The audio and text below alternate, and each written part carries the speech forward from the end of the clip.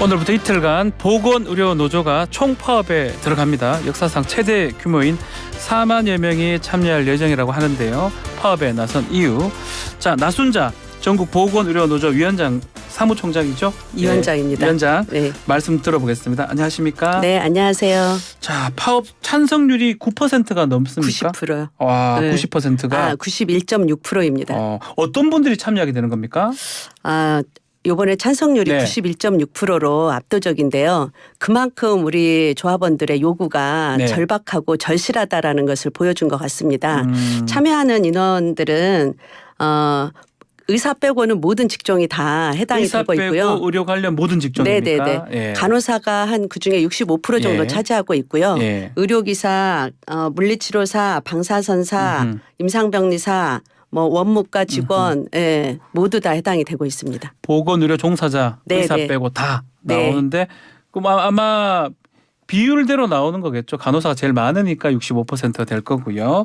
자, 2004년 이후 19년 만에 총파업인데 파업에 나선 이유가 뭘까요? 네, 크게 한 네. 3가지 정도 됩니다. 네. 간병비 문제 해결과 그리고 부족한 인력을 확충하라는 것, 그리고 세 번째는 코로나19 전담병원에 회복기 지원을 하라라는 이렇게 3가지 요구입니다.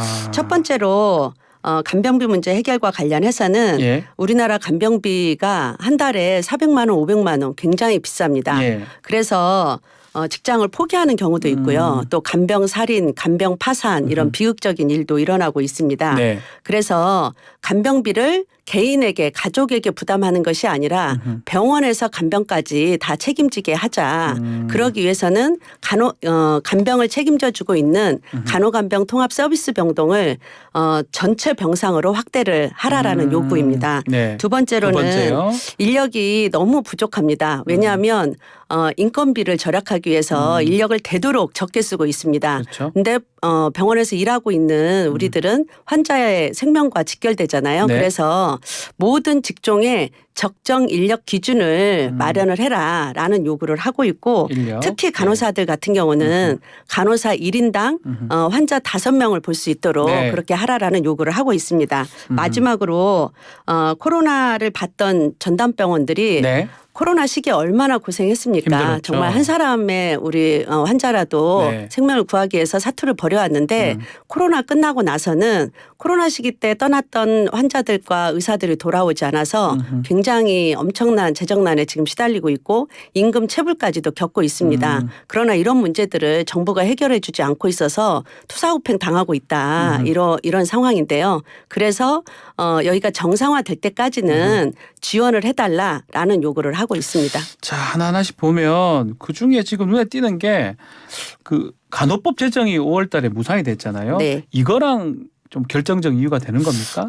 우리 파업은 예. 간호법하고는 예. 무관합니다. 왜냐하면 간호사 아닌 분들도 있다는 거니까요. 네. 예. 그럼에도 불구하고 네. 간호사 조합원들이 많은 만큼 간호법 제정이 무산된 것에 대한 네. 간호사들의 분노가 이번 파업에 큰 영향을 미친 반영은 거는 사실입니다. 됐지만 지금 3가지 말씀 들어보면 간호법하고는 크게 좀 100% 관계되는 것 같지는 않더라고요. 그리고 또 하나는 예. 간호법 논란 당시에 간호법 저지를 위해서 네. 의사들이 파업을 했었잖아요. 그러니까요. 그럴 때 보건복지부에서 파업을 하지 말라, 불법 파업이다 이런 얘기 단 한마디도 하지 않았거든요. 네. 근데 이번에 우리는 명확하게 절차와 과정을 거친 합법 파업임에도 불구하고 네.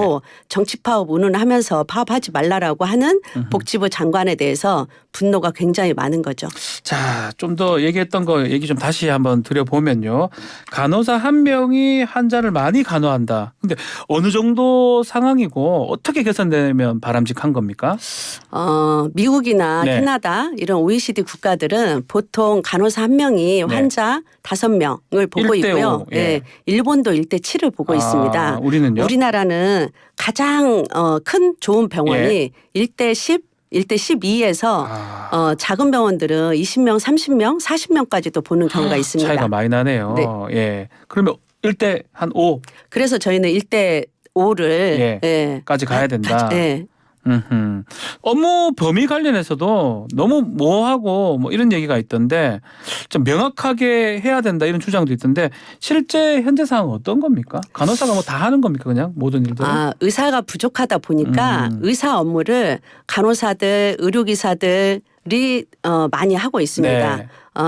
최근에 얘기가 많이 되고 있는 PA 간호사 얘기도 많이 있잖아요. 네. PA 간호사들은 거의 대부분 의사 업무를 하고 있다 보니 불법 의료에 시달리고 있고 또 그러기 때문에 불안해하면서 일을 하고 있습니다. 그래서 저희는 의사 업무는 의사가, 약사 업무는 약사가, 간호사 업무는 간호사가, 의료기사 업무는 의료기사가 할 수 있도록 업무를 명확하게 구분하자. 예, 이것을 요구하고 있습니다. 그러려면 또 의사도 많아야 되는 거 아닙니까? 당연하죠. 그래서 또 의대 정원 확대도 요구하는 겁니까? 네네. 근데 의사협회에서는 또 의사 정원을 증원하는 건 안 된다 또 이런 입장인 것 같아요. 의사들은 자기네들의 기득권 유지를 위해서 의사를 늘리는 것을 반대를 하고 있습니다. 예. 그러나 최근에 의사가 부족해서 네. 응급실 뺑뺑이 사망도 발생을 그렇죠. 하고 있고 사회적 문제가 되고 또 있고요. 얼마 전에 가장 큰 병원에서도 간호사가 일하다가 쓰러졌는데 수술을 못해서 사망을 네. 했습니다. 더 이상 이렇게 국민들의 생명을 방치하면 안 된다라고 생각을 하고요. 네. 그러기 위해서는 의사 증원을 반드시 해야 됩니다. 또 세부적으로 얘기했던 것 중에 간호-간병 통합 서비스 전면화 지금 얘기를 좀 하고 있는데 지금 시행하는 병원이 얼마 정도 됩니까? 간호간병 통합 서비스가 2015년부터 예. 지금 시행한 지가 7년이 지났습니다. 그럼에도 불구하고 작년 기준으로 지금 전체 병상의 28.9%밖에 시행이 되지 않고 있습니다. 네. 그중에서도 중증 환자들을 위한 병상은 13%밖에 운영이 되지 않고 있어서 13%. 네, 예. 저희는 그럼에도 불구하고 간호간병 통합 서비스 병동은 간병 문제를 해결해 주고 있기 네. 때문에 환자나 환자 가족들이 굉장히 만족도가 높습니다. 네. 그래서 저희는 시급하게 빠르게 전체 병상으로 확대를 해라라는 것을 요구를 하고 있습니다. 전체 병상을 간호간병 통합 서비스 서비스로 병동으로 해라. 네. 그렇게 좀 해달라. 네네. 이번에 또 이유 중에도 이런 게 있는 거네요. 네. 자, 지금 보니까 이 간병비 문제 해결이 지금 되게 중요한 상황인데 이게 대통령 공약이었거든요, 사실은. 이 정부 측에서는 뭐라고 얘기를 합니까? 보건복지부에서? 정부 측에서도 하겠다라고는 예. 얘기하고 있습니다. 그러나 이제 저희가 봤을 때는 특히 간병이 필요한 네. 간병 해결이 필요한 중증도 환자들을 해결할 수 있는 상급 종합병원의 간호간병 통합 서비스 병동을 네. 확대하는 것을 하겠다라고는 하고 있지만 구체적으로 언제부터 하겠다라는 것을 얘기를 안 하고 있습니다.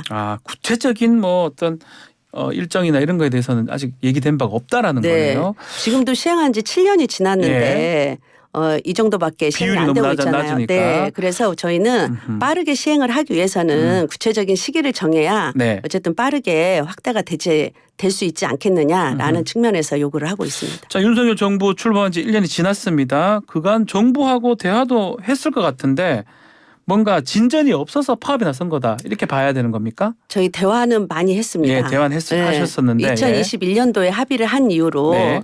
보건복지부와 우리 보건의료노조가 노정 합의를 했었습니다. 네. 그 이후로 매달 한 번씩 이행 점검 회의를 해왔고요. 올해는 특히 간호간병 통합서비스 제도 발전 협의체 또 간호 등급을 위한 간호 인력 협의체 이런 데에서 우리뿐만이 아니라 네. 병원협회, 의사협회 이런 데도 다 참여를 해서 함께 논의를 했습니다. 네.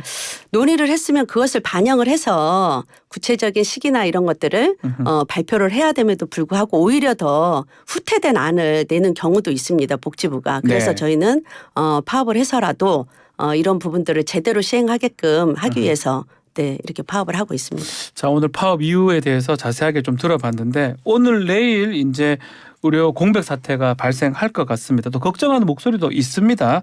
혹시 그런 또 관련해서 대책이 또 있을까요? 저희가 파업을 하다 보니 일부 진료 차질이나 환자 불편이 있을 수 있습니다. 그렇죠.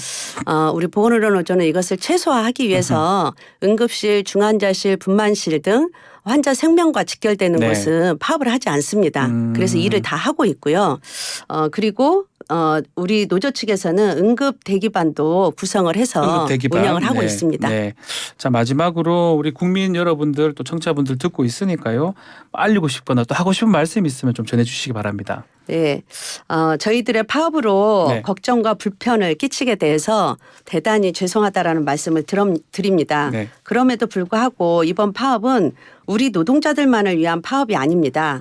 국민들의 비싼 간병비 문제 해결 그리고 환자를 안전하도록 인력 부족 문제를 해결하기 위한 그런 파업입니다. 네. 잠시의 불편이 있지만 이후에 일상의 불편을 해소하는 길이 될 수 있도록 그리고 이렇게 비정상적인 우리나라의 보건의료 체계를 바로잡을 수 있는 그런 투쟁이 될 수 있도록 최대한 노력하도록 하겠습니다. 국민들의 이해와 양해 부탁드리도록 하겠습니다. 네, 자 오늘 말씀 여기까지 듣겠습니다. 자 지금까지 나순자 전국보건의료산업노조 위원장과 함께했습니다. 감사합니다. 네, 고맙습니다.